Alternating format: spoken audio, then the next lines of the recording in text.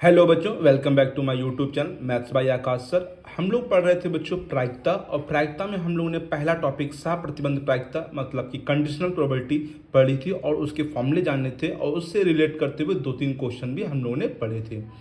वो जितने भी क्वेश्चन हम लोगों ने पढ़े थे सब एनी अपॉन एन एस पे बेस्ड थे बच्चों। P equal to N E upon N S, समप्रायिक घटनाएं उन लोग को बोलते हैं। लेकिन आज जो हमारे पास क्वेश्चन है, एग्जाम्पल से लिया है, लास्ट एग्जाम्पल है फर्स्ट एक्सरसाइज का, ये ऐसा क्वेश्चन है जो कि समप्रायिक घटना नहीं है बच्चों। पहली बात तो समप्रायिक घटना पहचानते कैसे हैं वो जानने वाले हैं, साथ में इस क्वेश्चन को हम लोग किस प्रकार से यहाँ पे सॉल्व करते हैं वो भी आज हम लोग समझने वाले हैं। ठीक है, तो चलिए बच्चों देखते हैं, क्वेश्चन को पढ़ते हैं और फिर चलते हैं क्वेश्चन को करते हैं।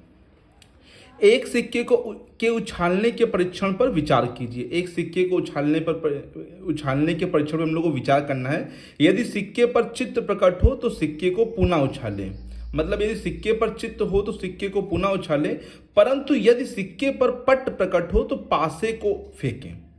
ओके, यदि घटना कम से कम एक पट प्रकट होना का घटित होना दिया गया, ये दिया गया हम लोग को बताया भी था, आप लोग को एक दिया जाएगा दूसरे का पूछेगा, तो घटना पासे पर 4 से बड़ी संख्या का प्रकट होने का साफ प्रतिबंध प्रायिकता ज्ञात कीजिए बच्चों। तो काफी अच्छा क्वेश्चन है।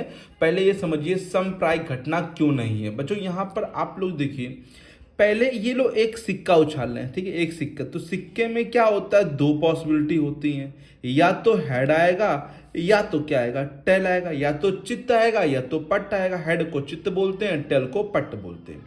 कितनी संभावना है, 2 संभावना है। तो सिक्के पर या तो हेड आएगा या तो क्या आएगा, टेल आएगा। राइट है बच्चों। अब उसमें क्या लिखा आगे समझिए बच्चों, यदि सिक्के पर चित्त प्रकट हो, चित्त का मतलब हेड हो, तो सिक्के को पुनः उछाले, तो सिक्के को फिर से उछाले।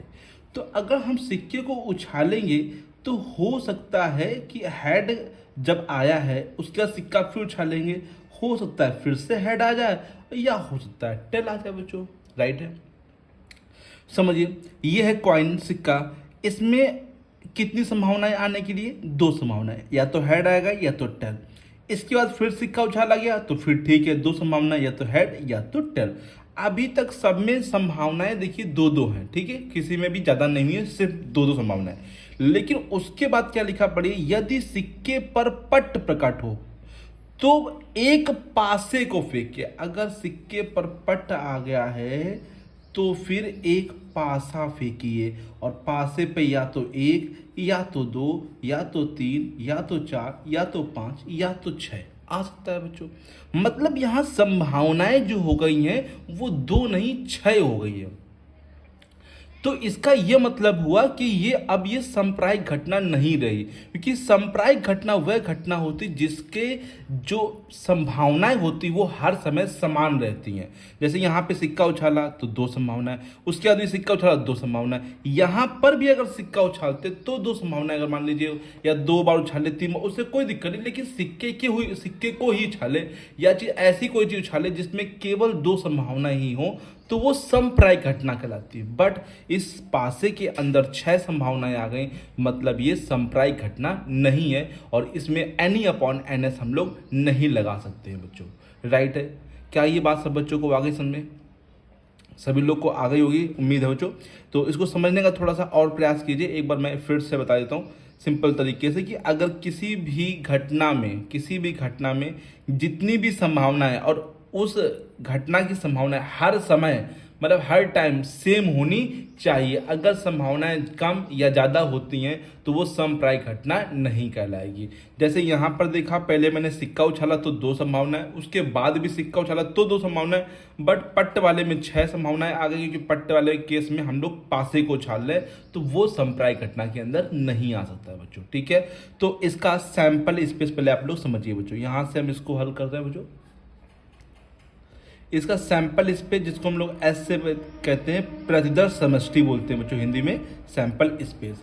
तो एच, अगर एच आएगा तो घटना कंप्लीट नहीं, क्योंकि एच के बाद एच भी आ सकता है, तो एच एच, ठीक है, या फिर एच के बाद टी भी आ सकता है, तो एच एच या फिर एच टी, यहाँ कॉमा लगेगा। ठीक है, एच एच या एच टी, फिर टी, तो टी के बाद क्या हो सकता है 1, T1 या कॉमा, फिर T2 या फिर T3 या फिर T4 या फिर T5 और या फिर T6, क्योंकि पट के बाद या तो एक या तो दो या तो तीन या तो चार या तो पाँच या तो छः कुछ भी आ सकता है बच्चों यहाँ पे।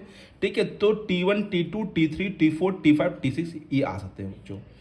देखिए, अब यदि घटना कम से कम एक पट प्रकट होना का घटित होना दिया गया है, जो दिया गया है उसको हम लोग ई एफ मान लेते हैं। ठीक है, क्योंकि हम लोग ई जिसको निकालना होगा उसको मानेंगे। क्या दिया गया? कम से कम एक पट, तो एफ को लिख लेते हैं कम से कम एक पट, कम से कम एक पट।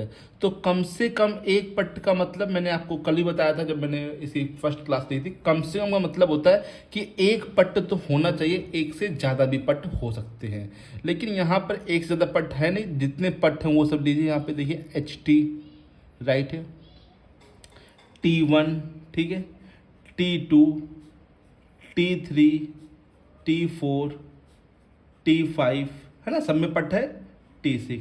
अच्छा, पट के इसमें बगल में कुछ भी हो सकता है, चाहे 1 हो चाहे H हो, उससे मतलब नहीं, एक पट होना चाहिए बच्चों। ठीक है, जो कंडीशन बोलेगा वो कंपलसरी होना चाहिए, उसके बाद उसमें कुछ भी हो उससे कोई दिक्कत नहीं है। ठीक है, अच्छा ज्ञात क्या करना है? तो घटना पासे पर 4 से बड़ी, तो ई मान लेते हैं पासे पर 4 से बड़ी, पासे पर 4 से बड़ी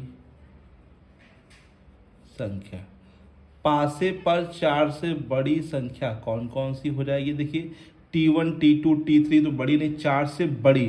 देखिए 4 से बड़ी कहा गया, 4 से बड़ी मतलब 4 नहीं लेंगे, 4 से बड़ी मतलब 5 और 6।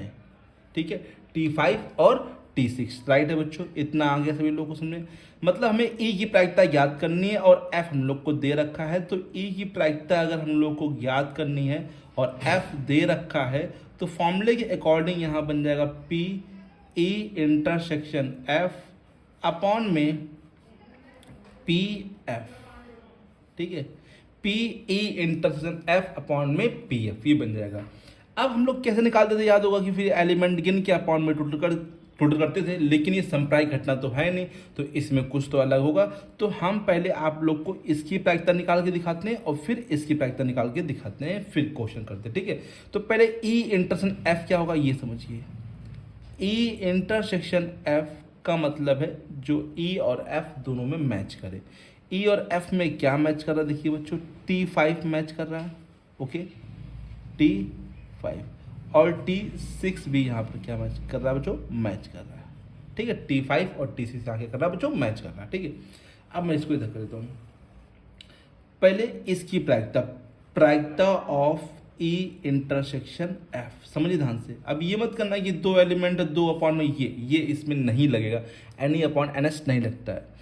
अब इसमें इसकी प्रायिकता अलग, इसकी प्रायिकता अलग। ये जो कॉमा है बड़ा इंपॉर्टेंट है, इस कॉमे को समझिए। कॉमा के स्थान पर आपको प्लस लगाना है और कॉमा नहीं लगा तो बीच में इनटू लगाना है। ठीक है, जैसे अब टी लिखा है, टी का मतलब यहाँ टेल है। ठीक है, टेल, अब सिक्के पे टेल आता है एक बार, तो एक बार आता है कितने में से? टोटल कितना होता है? 2, तो 1/2 गुणे, ठीक है, 1/2। 5 है पासे पर, और 5 पासे में एक बार आता है, तो 1/6। ठीक है, समझ आया? फिर समझिए, टेल का मतलब है यहाँ सिक्के पर एक ही बार आता है बच्चों, तो 1 और बट्टे में कितनी संभावना है? टोटल 2, तो 1/2 गुणे लगाएंगे, क्योंकि बीच में ये पूरा एक ही घटना है तो बीच में गुणा लगेगा। और 5 मतलब पासे पर एक ही बार आता है, और 6 तो 6 मतलब ये टोटल है, पासे पे कितनी संभावना है बच्चों? 6 संभावना है।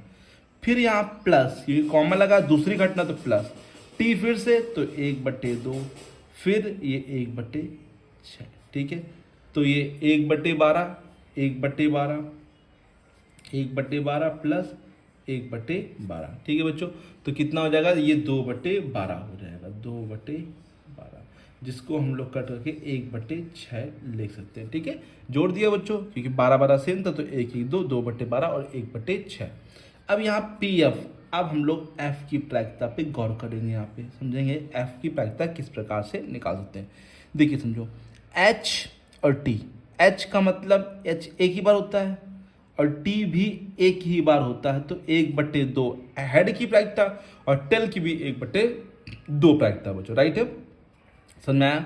फिर कॉमा लगा तो प्लस T1, टी की प्रायिकता 1/2, क्योंकि वो टेल एक ही बार होता है और एक पासे पर एक ही बार होता है, लेकिन कितनी संभावना है 6, और ये कितनी बार होगा, ये 6 बार होगा, तो 6 बार 1/2 गुणे 6 इसको लिखना पड़ेगा, 1/2 गुणे 1/6, ठीक है, प्लस 1 बार 2 बार 3 बार, अभी 3 बार और लिखना पड़ेगा, 1/2 गुणे 1/6, अब इधर लिख देते हैं 1/2 गुणे 1/6, 1 2 3 4 5 और एक बार और बच्चों है 1/2 गुणे 1/6, ये सबकी सेम ही होगी बच्चों यहाँ पे, ठीक है।